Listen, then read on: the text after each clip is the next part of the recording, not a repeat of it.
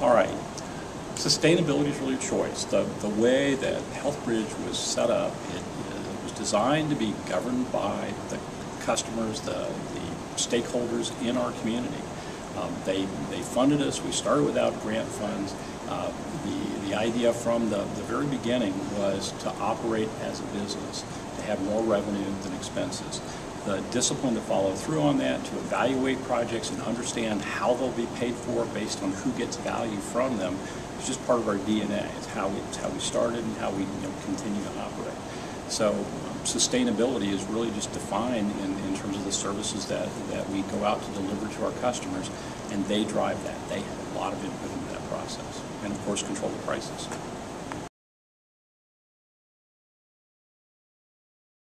So the primary services that we offered in our early years started as really a portal, a community portal that would let all of our hospital customers and others make their clinical content from their health systems available to others, usually physician users, and then many other users in their offices outside of their campus. Way back when we started in '97, that was not something that was easily done.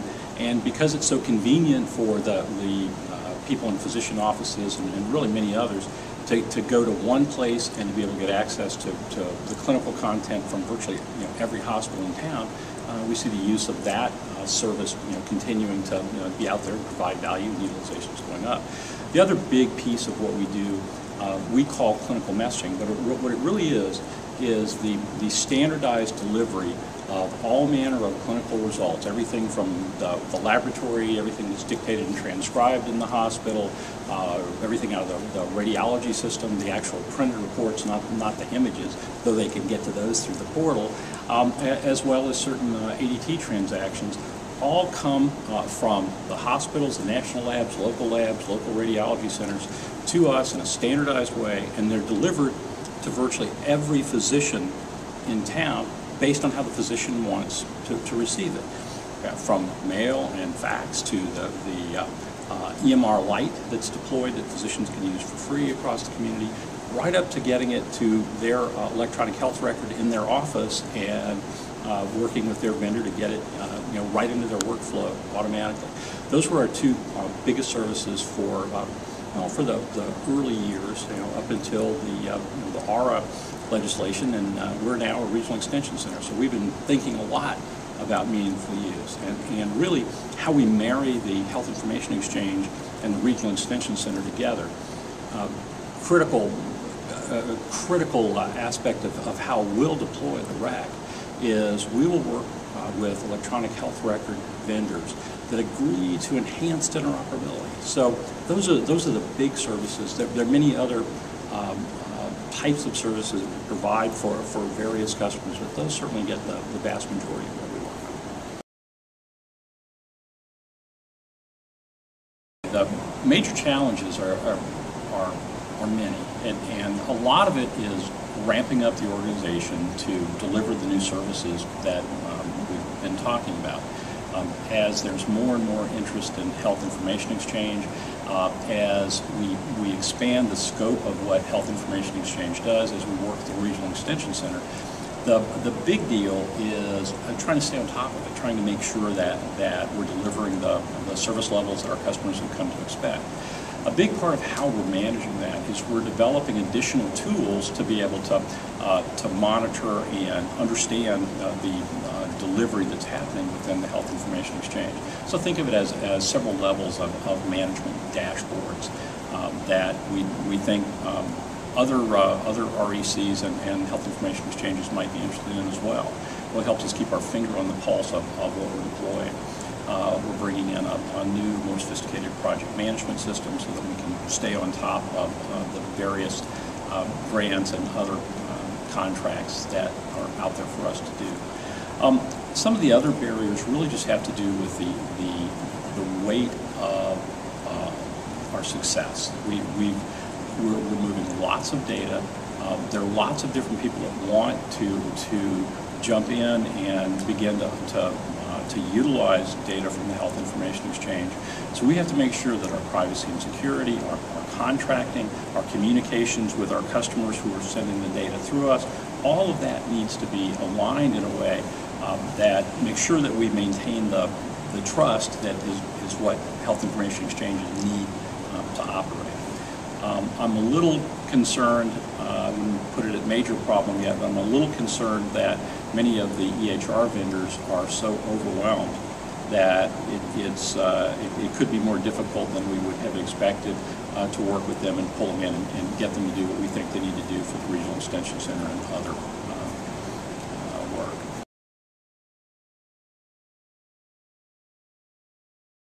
Well, meaningful use is a lot of it is very much in the sweet spot of Health Information Exchange. We view it as a big part of our role to enable the coordination of care regardless of where that patient presents across the community. So all of the aspects of meaningful use that are about the movement of data, laboratory results, and so forth is something that we've been doing for a long time. There are fascinating new components of meaningful use that dovetail to other projects that we've been working on. Most significantly, the idea of being able to extract the quality improvement data, the data that you need to really understand and monitor the quality at the physician office level. We'd love to make that a byproduct of the care process. We've been working with the Health Improvement Collaborative, our sister organization in Cincinnati, as part of a Robert Wood Johnson Aligning Forces for Quality grant to rather than use clinical data to measure quality, to go directly to rather than use the claims data to measure quality, go directly to the clinical data to extract that and move it to a registry so you can get to the quality metrics. The other fascinating part of meaningful use that some have said will be very hard, that we think will be very straightforward for us to continue to do, is all of the aspects of the public health reporting. It's easy for us because we capture the data as it comes through the single standard pipe that the clinical data is delivered through. It's straightforward once the results are marked to pull them out and move them through the public health reportable disease process. So we just have to work with the labs to do that, as opposed to going to each EMR and figuring out how they can identify and submit results. So the meaningful use is there are many other aspects of it that the HIE will be right in the middle of, from e-prescribing to the continuity of care documents we'll be able to move. So it's it's a big part of our future. We're very excited about our ability to operate with as the REC and with the providers in our community to make this happen. Engagement of consumers. It turns out that in our assessment of engagement of consumers, it's clearly a pivotal part of really moving healthcare. Patient compliance, patient understanding of what their condition is, enhanced communication between a patient and many other healthcare stakeholders, including their physician. We see a role of the HIE being right in the middle of that. As we are able to feed virtually every different electronic health record that has presented in our community, we anticipate being able to do the same thing with the personal health records that patients may choose. So we want to be able to maintain the idea of consumer choice, picking a personal health record, but to add value to that personal health record by not just putting their data into it, but by letting their personal health record connect back to the healthcare community, to their physician, to manage their preferences in terms of who can see what and so forth. So we really see a significant growth opportunity in being able to engage patients in this way.